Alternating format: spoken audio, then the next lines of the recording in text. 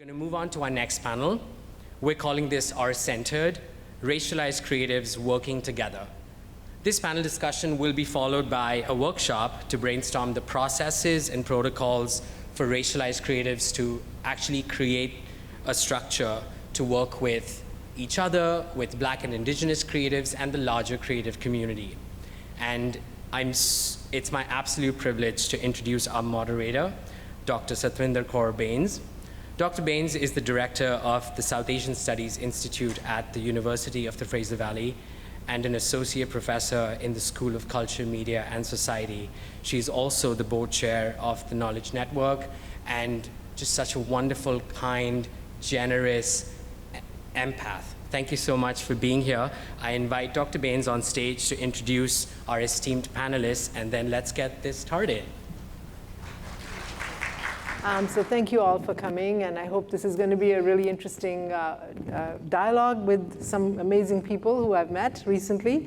I want to start by just saying that I'm coming here to you from the land of the Stolo people, the people of the river. I work in a Halkha-Milam-speaking region, and I give thanks to them for allowing me to live and work there and to also understand my own position as an immigrant to this country and as a settler. So displacing First Nations peoples in my own communities is important work for us, working towards truth, of understanding those past histories and reconciling ourselves to that truth. So I'm going to have all the speakers come up on stage together, and then we will just go from there so that we can introduce them all. 1, 2, 3, 4, 5.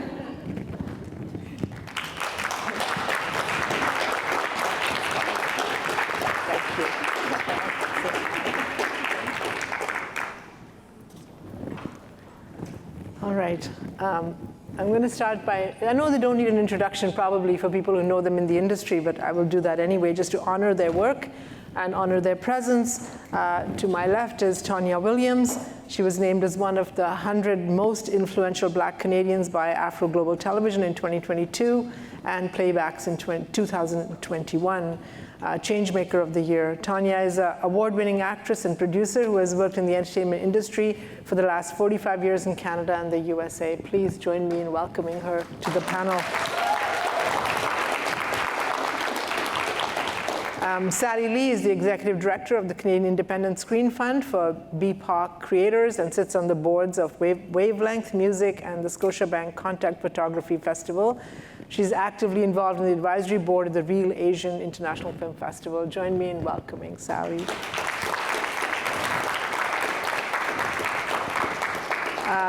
Nolan McAllister is a visionary Métis cinematographer and director from British Columbia. He has spent the last decade pushing boundaries and redefining storytelling, pursued advanced training at the renowned American Society of Cinematography to enhance his innate talent. Thank you, Nolan, for joining us. Caden Douglas, with the reverence for artists and griots, coupled with a deep commitment to equity and decolonization, BIPOC television and film executive director, Caden Douglas finds her joy in supporting creative talent in building thriving careers. Welcome, Caden. And of course, Barbara requires no introduction, the tour de force behind everything in British Columbia to do with film. Barbara has spent over 25 years advocating and organizing events to increase opportunities for Canadian Asian artists in the screen industry. She is the founder of the Vancouver Asian Film Festival, VAF, the Racial Equity Screen Office, REZO, EliminateHate.org, and co-founder of the Mighty Asian Movie Making Marathon, MAM. So thank you for joining us, Barbara. Yeah.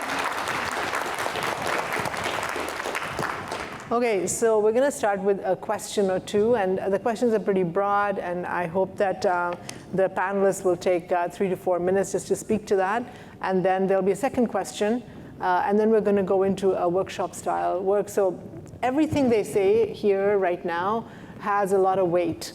And I'd like you to really take notice to that weight and then apply that to the call to action that we're going to do after the workshop, after the talk.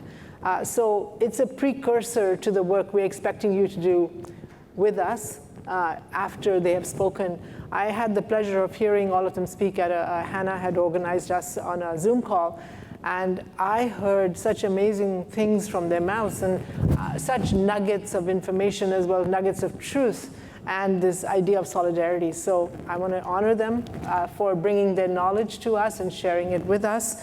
I'm going to start with just having them introduce themselves around what initiatives have they been working on and the multiple solidarities that they have built over time and what key strategies have they used to interact with others. And that would be an opening for people to also understand how they might also work in the same way. So I'll start with Tanya. Well, I'm doing a really in-depth lunch blast where I'm going to go through in great detail what Real World does. So I hope that most of the people here will be there. So I'm trying not to say the same things I'm going to say over there. So I won't go through each of our programs, but I'll go to a thinking of when I started Real World, which was, we're in an industry of presentation and how things look. So creating Real World was really important to me that at every stage, people understood what we were trying to do, which was around racial diversity. So I had to start every piece of it, meaning the board of directors were all people that were people of color, because that was impactful in itself. The staff and every staff member I hired were people of color. Every volunteer that we had at the events that we did were people of color, and it was difficult. That's not an easy process because people are happy. So many white people want to volunteer, so many white people want to sit on the board, like heavy hitter white people, but I believe young people needed to learn and see that if we're doing it for ourselves, that they don't always need to sit around and wait for the white coming to create the opportunities, that they could see that we could be creating those opportunities for ourselves. So that was a really big part, and I hope even now young people today look at whatever it is they're trying to do and create. I was telling someone earlier, my pet peeve is the governments or funders giving us money. Our responsibility is to trickle that out into more jobs for other people. Look for the graphic designer, look for the venues that are owned by, look for trickle that money out because you'll rise all those people up as well. So that was a really important part for me for Real World. And making it all about Canadians was something that was not done back in 2000, where you focused only on Canadians and Canadian content and creators. So that was a big part of what we were doing. And I know the time is short, so I want to make sure that everyone gets an opportunity also to speak. I think you've touched already on the issue of structure and how structural change needs to happen right from the top down. So I think that's a really good strategy that you employed, and I hope it produced results. Sally? So just key strategies and initiatives that you've taken that would help us get into a call for action. Sure.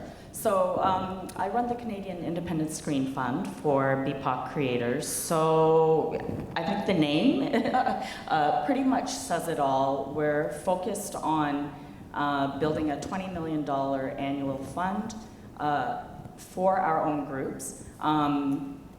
The principle of for us, by us is fundamental to our organization. So on every level, at the governance level, from our board members to our management, leadership, and operations, we understand the structural importance, or the individuals who are peopling the institution make a big difference. I guess the question that arises from some people is, why do you need your own fund? For some people, they say, why not focus on changing the existing institutions? So we're not saying it's not an either-or proposition. We're not a silver bullet. Changing institutions is not a silver bullet. The issue of structural racism and historical exclusion of equity-seeking groups, it's an enormous issue. So there needs to be work done on several fronts. So I like to boil down what we're doing to two things. I used to do public sector fundraising for TIFF, and within our own department, I was working actually with Maxine Bailey, who now heads the Canadian Film Centre. But she always used to say two things: show me the money, and help me help you. So those are things that I've really internalized over the years, where the proof is in the pudding. There can be, lots of well-intentioned policies, directives, that kind of thing. But in the end, I think the money tells a big story in terms of priorities. In terms of the help me help you, there's a couple of layers to that. I see us as playing a role in improving existing systems. We're working together with other organizations to hold existing institutions to account, hopefully providing some examples of best practices with the way that we're doing things. But also, the Help Me Help You is also a message to everybody here in terms of, as we're building our fund, we're also working in collaboration not just with other colleagues at BIPOC organizations, but we're also counting on people on the ground, filmmakers, crew people, people in the industry, to also back the work that we're doing and to understand the importance of having a For Us By Us fund like CISF. So I'm really looking forward to going a little bit deeper into that during the lunch session. Thank you. I think you really hit the nail on the head around organization structures can only be reformed and changed if there is funding attached to it. And I think the For Us, nothing without us, is a really good slogan to follow as well. Thank you, Nolan. So have you just talk about maybe key strategies and things that you think have worked in the past that can help others around the room figure it out, or even a vision for the future? Yeah, for sure. I think from where I've been in projects, I kind of look more towards the future. Yeah. So of how we can pass our knowledge and information on to other generations. So recently we're doing a project in the Arctic Circle where we were going to work with Inuit youth, and we wanted to pass on what we've been doing with camera gear and technology so that they can, help preserve and maintain their culture within their communities and reshare those stories to others. Because there's always going to be stories to tell, but we're not always going to have the ability to go and tell them ourselves. So if we focus on the next generation of creative youth, then we can help them, carry those forward and preserve them. Can you talk a little bit about how you build that kind of capacity when it doesn't exist? Yeah, for sure. So in a formal way. It does exist, but maybe not in a formal way. I think we made it up for ourselves. We went to these communities, we got to know them, we took the time to learn about them instead of going there and telling them that we should do it this way. We went there and we became a part of their communities, participated in community events. And then once we built that level of trust with them, we were able to, try to tell them about what we do and teach them about our side of things, and then found a pathway to merge those two together. And was time your partner in this? Like, did you have time to build those kind of relationships? Or do people rush through that and don't take the time to build what you said? I think traditionally people haven't taken the time to do it, given the feedback that we did receive from the community. Some of the youth did come to us and told us that previously people would come to the communities and just tell them what to do, versus we hung out with them. And on the last day that we were there, one of the youth came up to me and he said, "Thank you for just treating me like I was just, like everybody else." And I feel like that's really impactful for what you do as a storyteller. And is that a fairly recent work that you've done? Yeah, that was within the last year, Wow. which was cool. And I think, from my story of why I got into filmmaking and storytelling to begin with is because, so my ancestry is Métis Cree, but I didn't grow up having that background. And I think in working with different nations and communities across Canada, I've been able to help them share and preserve their history and knowledge. So in doing so, I've been able to find my own personal sense of my indigeneity. And that has given you the strength to do the other work. For sure, to keep moving forward and doing it with others. And how enjoyable has that been for you to know your identity and who you are? It's extremely rewarding, and it's also enabled me to have conversations with my grandmother about her past and growing up traditionally. Are you preserving those stories? Trying to. She's written them all down. We're trying to document them. Oh. So just to be able to keep that our own family history as well through this work. That's wonderful. You have a whole lifetime ahead of you. Yeah, Nolan, you're so young and so lucky to be doing that. Thank you. Kaden, same kind of question about where you might think what strategies you've employed and building solidarities, and not just singular solidarities, but multiple solidarities, perhaps. So for us, so we have 3 main quotes on our website, all from some of my favorite Black women activists of all time. So the first one is from Bell Hooks, and it reads, "The function of art is to do more than tell it like it is, it's to imagine what is possible." The second one from Audre Lorde that says, "Without community, there is no liberation." And thirdly, from June Jordan, "We are the ones we've been waiting for." And that forms the ethos of who BIPOC TV and film is and what our intention is for our work within the industry. And I'm going to speak a bit more like in that session that both Tanya and also Sally were going to be on afterwards, is to say that we are a movement within multiple movements, and we're building on work that has been done for decades as we've all tried to decolonize our structures, while we've tried to liberate ourselves and other communities too. So in terms of how BIPOC TV and film does its work, is that we really start to think about what are the gaps that exist right now, and then also think about why do those gaps exist. Because I think that often what happens is that we have band-aid solutions to things, but the structure doesn't change. So all we're doing, we're building on swampland, you know? And in my first year in this role, I'm hearing a lot about we are being welcomed to the table. And I'm like, first of all, who even told you I want to sit at your table? Your table has dry rot, you know, the chairs are rickety, there's splinters. Why am I sitting at your table? What is the benefit there for me? I only see harm in sitting at your table. So with us, with our work, we often think about how are we creating new structures while working within the current one. And that's a huge question for us daily. When we have to think about, oh my gosh, we got this great opportunity to work with a network or a broadcaster, but also knowing that a network or a broadcaster has done considerable harm to our communities. So we work in this space where there is a lot of friction as well. When we think about some of the programs that maybe BIPOC TV and Film is known for, I'll use, for example, our Kids TV Writing Program. When that started back in 2018, it's because it was so difficult to find anybody who was BIPOC working within the kids space. And then that determined what you see on screen, you know?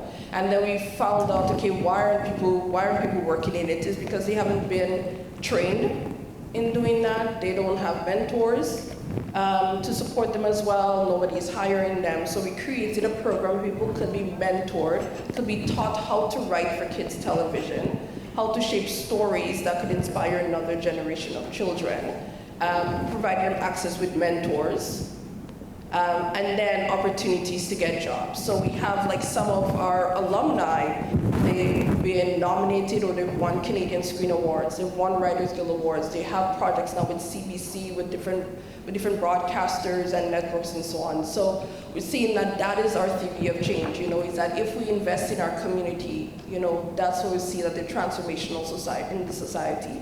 We're seeing now there's a show on CBC Kids about mixed kids, you know, and that was created by 2 of our alumni. So, and then the other question, in the other talk I was in with Zarka, we're talking about the role of show running and the power dynamic of that. I don't even know how to describe what happened with Kim's Convenience. With the discontinuation of Kim's Convenience, we asked the question why, and then we also asked, okay, well, why don't we have someone who is from the community as a showrunner for it? And it was because, oh, well, nobody has the experience or the training to do that. So what did we do? We partnered with Anthony Q. Farrell and created the Showrunner Boot Camp. And with that, we did 2 sessions of that where we trained 100 writers with that. Then we partner with CBC to create the Showrunner Catalyst, where we are providing further training and much more intensive training for senior writers, and then placing them on a series where they could shadow someone in that role and actually learn it. So thinking that by the next season or the next opportunity they have, that they could carry a show on their own. So that's really what we're working through. You've touched so many topics that I think in the call for action people can work on, just the idea of the decolonization work, but the deep analysis and assessment that you've done is really useful, because we don't know what's happening, and to ask the questions of why is really critically important. And there's this tension that you talked about, and also building, we don't have ancestral wealth. We haven't had that ancestral work. We've had, as you said, you have to start somewhere. So great kudos to you for doing that work. Barbara. Hi, everybody. First, I'd like you all to look around the room. Look around. This is what I envisioned, and I love it, and I'm thankful that you all showed up today, because showing up is really, really important. Yeah, absolutely. And supporting each other is really, really important. So I would say you should give yourselves a hand for just showing up this morning.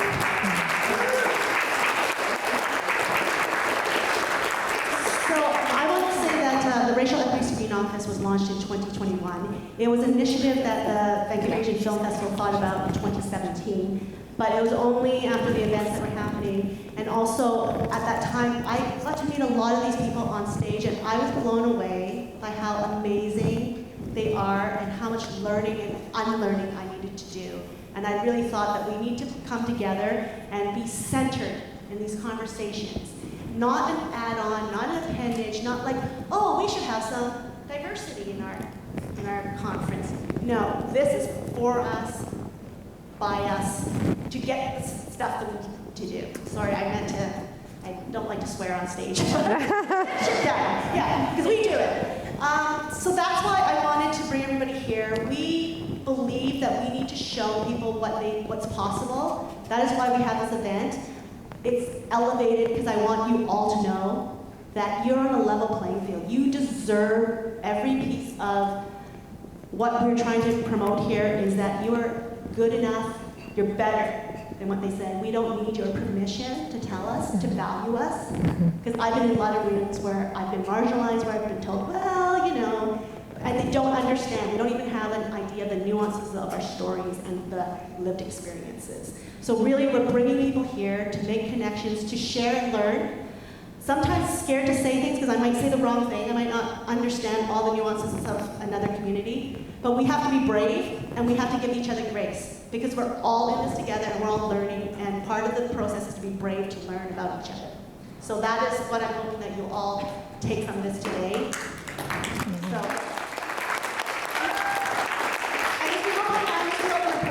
We did a lot of calling out, now we're calling in. Come be a part of this.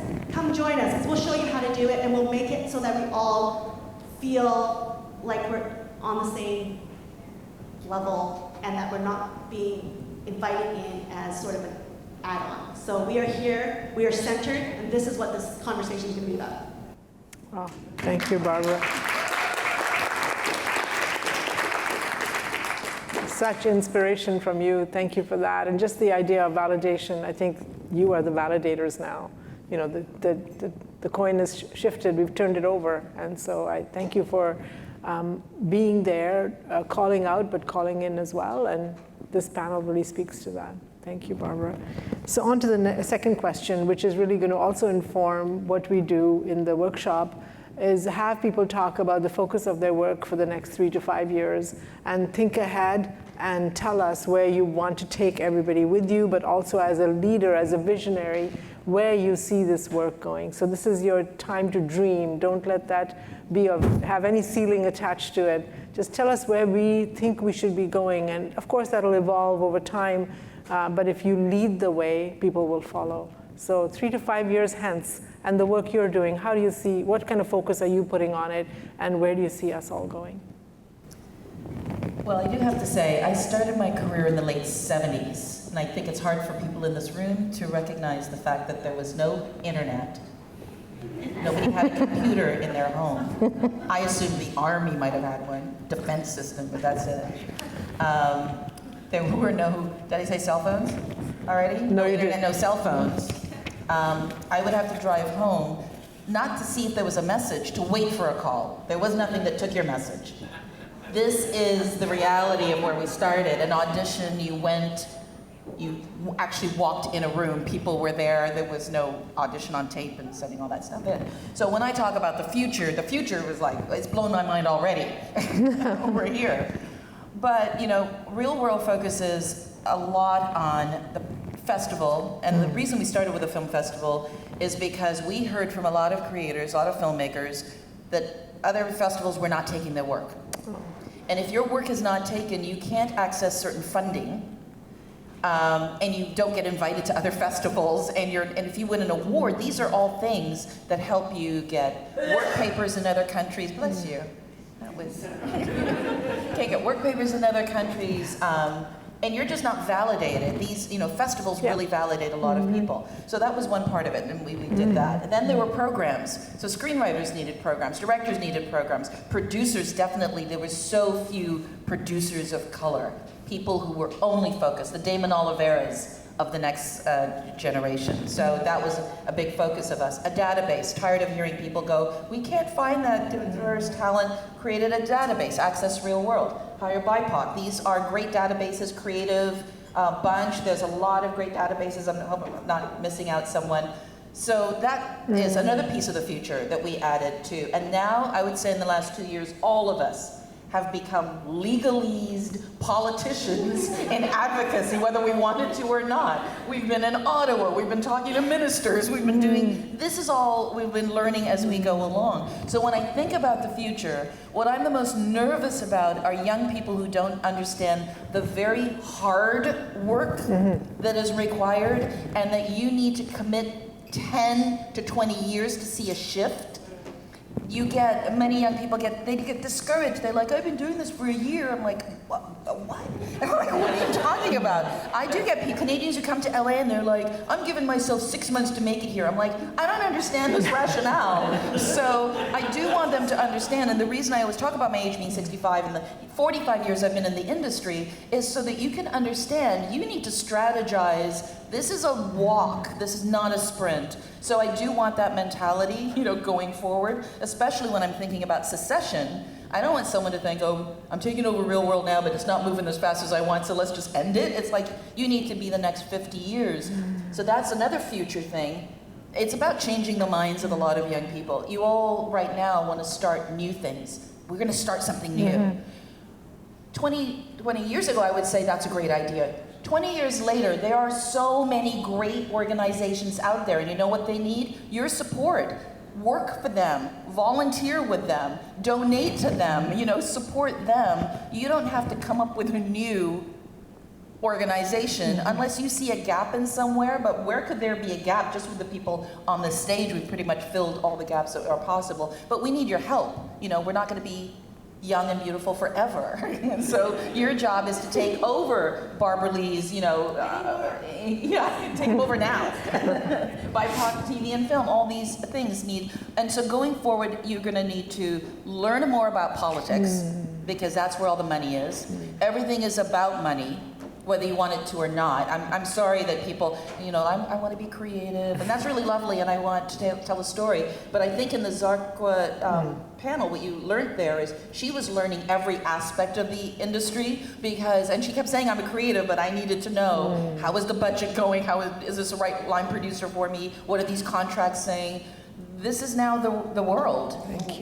We just can't be naive about it anymore. You want to make content, it's got to be great content, and this is not an autonomous business. This is a village, and you're going to need to let go of certain things. I'm not a big believer in the actor, writer, director, producer person. Well, that's just me, because in LA, where I've spent most of my time now, people are kings in those lanes. You need to team up for strength. A writer needs to hear from a producer, you got to cut these scenes. This character needs more. You can't do that for yourself. You can't be objective all the time. Directors need to hear from producers, you got to cut that scene, we can't afford this. I mean, at the end of the day, those kind of big decisions need to be made, and I think it's very hard if you're wearing all the hats. to put out the best work possible. So that's part of the future. Thank you so much. Well, you have your walking orders. This is going to be a long walk. This is not a marathon, so I mean, maybe it is, but slower walking marathon. So thank you for giving us a kind of inspiration to do the work ahead. And you're so right. She does not look her age. She looks like she's 20. But I feel it totally. She's walked a feel million. 75. You've walked a million miles, so we understand that. Go ahead, Sally. Yeah, in terms of, I guess, elaborating on what you're talking about, CISF we're really trying to establish ourselves as an institution shoulder to shoulder with other major funders. I'm going to tell a story, and this is very timely. It just came up in some email exchanges. We administer the Rogers BSO Fund. It's a $750,000 fund. We're in our third of 3 years confirmed, and we're looking to extend it further. But we just closed the application process, and I had a late-breaking email from one of our board members who runs a Black-led organization serving people in Quebec. Actually, nationally. But she said she had 2 members who had had some questions, and but they were too intimidated to contact us directly, so they asked her to contact on our behalf. And it really broke my heart that here were 2 up-and-coming people who, for whatever their personal or professional reasons coming up, had felt so belittled or intimidated or, I don't know, traumatized or something, that they did not feel enfranchised or entitled to contact a fund that was specifically For them. designed for them. And so that was on the one hand. Another part of me felt this irritation, mild irritation, where, like I felt like just writing, it's all in the guidelines. All the questions are there, and there's even a contact number and all of that. So there's these 2 tensions working at the same time where I'm just like, okay, people need to pull up for themselves. But then on the other hand, there are these structural reasons why people find it difficult. So I'd like for us to be able to acknowledge those sorts of tensions and ride that.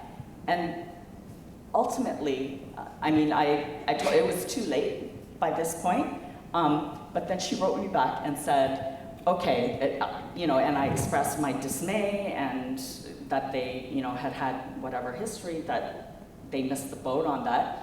And I said, we're working on renewing the fund for next year. Maybe they can come back, and plus we're trying to build this other larger fund. And then she said, okay, in the meantime, they are being mentored through a program at Real World. And then I just thought, okay, this is all the work that we're doing. It's all interconnected. And it's going back to that same theme that I was saying, that there's no one remedy. We're all going to have to work together, keep each other in the loop. This is my first time meeting Nolan, so I'm so happy to meet you. But one thing that I did not mention is that Barb and Kadon, they're on my board of directors. Tanya is one of our advisors, and we're working together on this. All of us are on this Canadian Screen Leadership Collective. We're in constant communication with each other. There's so much work happening behind the scenes where we're really trying to get our shit together so that nobody has the excuse to say to us, well, so-and-so is working on this. Have you consulted with them? You guys should work together. And we're trying to preempt all of that and say, we're in constant conversation with each other, and we can decide when we need to coalesce around an issue that's of common interest to all of us, a lot of that being around the revamping of the CRTC, the CRTC regulations, which we can get on to later. But there are other areas where we have our own lanes. We're the only ones who are like funders for BIPOC organizations. ISO exists. But the work that KDON is doing around frontline programs, services, activities, sectoral change, the work that you're doing at the Institute, there's room for all of us to be doing our work separately, but also organizing together. So, thank you. Yeah, further to that abundance mindset, there's money out there for all of us to be doing the work that needs to be done. And there are still so many gaps out there that need to be filled. So. Thank you so much. So well said. I love the idea that there are tensions, but that we understand those tensions, because we are also socialized within structural systems. And so understanding our own structures is just as important as understanding other structures that we're trying to dismantle. So I love that you still had that tension, but you got there. And that the work, that solidarity you're building with organizations allows you to answer those questions of validation. Nolan, 3 to 5 years, like where do you see going, and where do you see your strengths, and where do you see some tensions? Yeah, for sure. That's a big question, because I still consider myself an emerging artist. So I have a very, what I hope is, large future ahead of me in my career. Yes. But going back to what you just talked about, Sally, was the funding. It's like, I guess, how do we find those funds too? Because currently I'm trying to produce and direct a feature documentary. But as an emerging artist, they said that we have to have a large distribution company sign on to us to receive those funds. So how do we meet kind of that pathway in order to get those funds, but without distribution, because a lot of them seem to have those kind of policies in place. So I guess that's one of my questions, is like, how do we change that? How do we make it easier for emerging artists who have really good stories to tell, be able to tell them? But kind of going back into like the methodology of like how I work, is that my parents always told me that if I wasn't a part of a large corporation, I wouldn't be successful. But what I found is that in my generation, I think in millennial and in Gen Zs, is that we find it that our strength is in numbers. So by all of us having our own businesses and working independently, what we've been able to do is network and make friends with each other, so that when we become experts in our individual fields, and then we find each other to collaborate with, so that we can bring ourselves together to build something bigger together.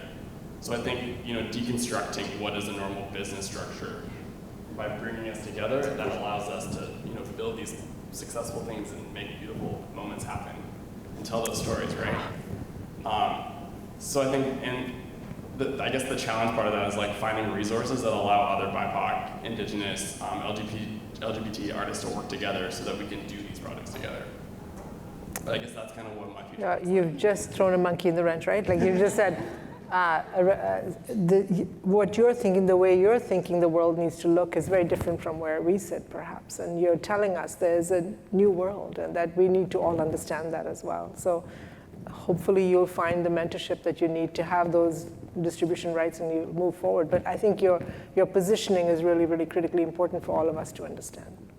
For sure. Yeah. And I think having these conversations is a good pathway to open Absolutely.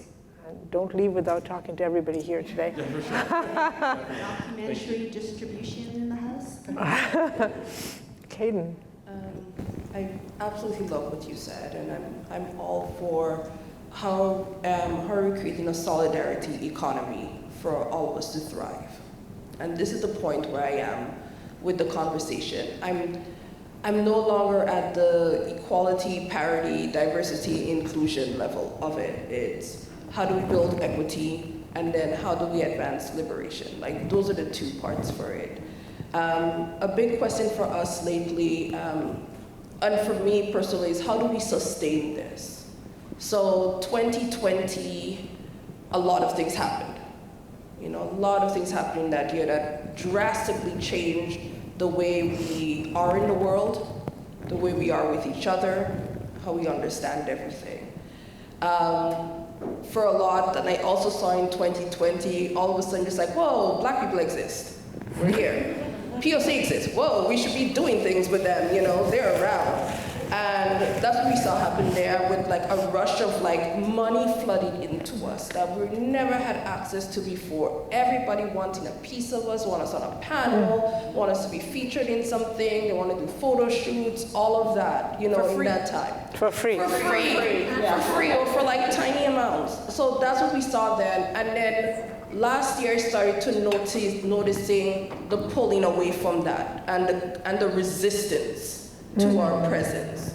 So first we saw it was so funny in 2020, or was it 2021, where we heard about diversity fatigue, and I'm like, oh, poor thing, wow, you have to hear about racism. Oh, woe is you. That we had to hear about that, but now we've been seeing the backlash around it. We see in the US with so many people who are in these roles, in these DEI roles, they either have non-existent budgets, or they're leaving their roles because they're not supported internally, or they're let go, their departments are swept away entirely. So this is the moment that we're in. We also see that for organizations like ours, us being the darling, the flavor of the month, that we're no longer that. It's like, what's new? Oh wow, the environment, like green production, which is great, love the environment. Don't let anybody say I don't. But not even seeing about how that is tied into the systems of white supremacy and colonialism too, And so these are the spaces that I'm living in right now and thinking about that. And then just going back to the question about sustainability, which sustainability for us means something a bit different. And it's a question we've been asking at the board level. Is this sustainable, what we're doing right now? Running our organizations and trying to do the work of millions with a small group of people. That we are now tasked with fixing a world that we did not create. How is that sustainable, and what do we need to continue to support our communities? What do we need to create lasting change as well? So I'm in a period of questions. I love questions. It really gives us a chance to prompt ourselves and to challenge ourselves. And like yours, in terms of how are we working together differently? How are we ensuring that while we're building these new tables that we're not replicating harm? How are we looking at, are we having truthful conversations about anti-Black racism and anti-Asian racism within our communities? How are we decentering whiteness from those conversations and seeing how we relate to each other? So that these questions and the answers to these questions will really determine what the next 3 to 5 years are going to look like for us. It's going to determine the next 10 to 20 years as well. And as I said earlier, if we are not challenging and changing the systems, we could do as many very surface level things as we want. We're going to be in the same ship.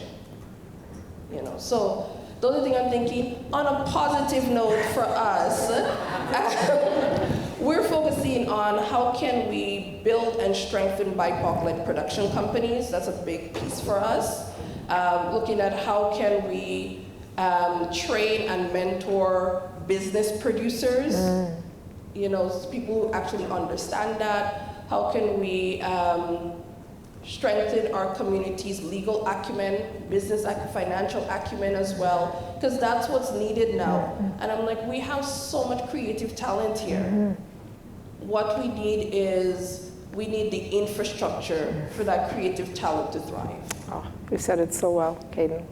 I think your first thoughts about how to build equity and advance liberation in a sustained way is really critically important for the work we do up in the workshop. But this idea of cynicism as well. Oh yeah, that piece of notice, without feeling that we're tokenized in the process. Yeah. Or it's trendy, like wow. Yeah, sometimes EDI sections are set up for failure so that they can say from within that we set it up, but it failed. And the system has not really provided the resources for it to succeed. Barbara, I'm going to give you the last few words before we break into the workshop. Yeah, I would just say I love listening to all of them talk. When Kadon talks, it's just like, I need to imprint those words in my brain so I can convey it to somebody else, because it's all about an oral history of convincing somebody else or talking to somebody else, sharing our stories. What the Racial Equity Screen Office has done is, when I talk about a calling out period, is We want racial equity targets. We believe that's the only way. We have always aimed for 50 is aspirational, I think minimum 30%, to make sure that there's accelerative and reparative funding so that we can be all on the same starting line, even though I don't think we will be. It'll take a while. I don't want to run my race. I'm always like 10 feet from the starting line, and I'm in flip-flops, where somebody's been decked out in a full like Adidas tracksuit to run this race, and they tell me, oh, it's a very competitive process, so you've got to be competitive, but yet I've never been trained to be competitive because I've been left out. So these are things that we have to think about. These are things, and I love what Tanya said about you have to learn everything. You have to do everything nowadays. You have to be like your own, you have to be an entrepreneur. But that's why we're bringing you all into these rooms, these circles, because we're trying to think that maybe you can't be everything. Maybe you'll find somebody to be your counterpart. Maybe somebody's super good at technology or doing the business acumen part, and you're really good at the creative and all that. So that's why it's important to have these conversations, to network, to find people that might balance you out, to find your group of people, your people, and make something work. In 3 to 5 years, I want proof of concepts. I want to have all of you in this room to come back and say, I was there, I was inspired, I met this person, and I got this work done. It was shown here. That, to me, 3 to 5 years is what I want to see. Is I don't want to see talk. You can see talk to me is great. I want to see action, action, action, action, and I want to see. And if you need help, somebody's giving you sort of a barrier or something, I can play bad cop pretty good. They've seen me. So I can go in there and just say, what's going on? Like, come on. So I'm willing to put myself out there to do that, but you have to do the work too. It's not always about what can you get from somebody. I want you all to think about what you can give to somebody as well, because that's where real connections and real help and real collaboration starts from. It's get, but you also give. So thank you. Whoa.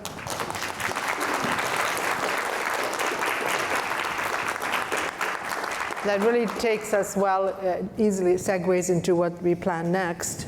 Thank you for all your comments and your commitments.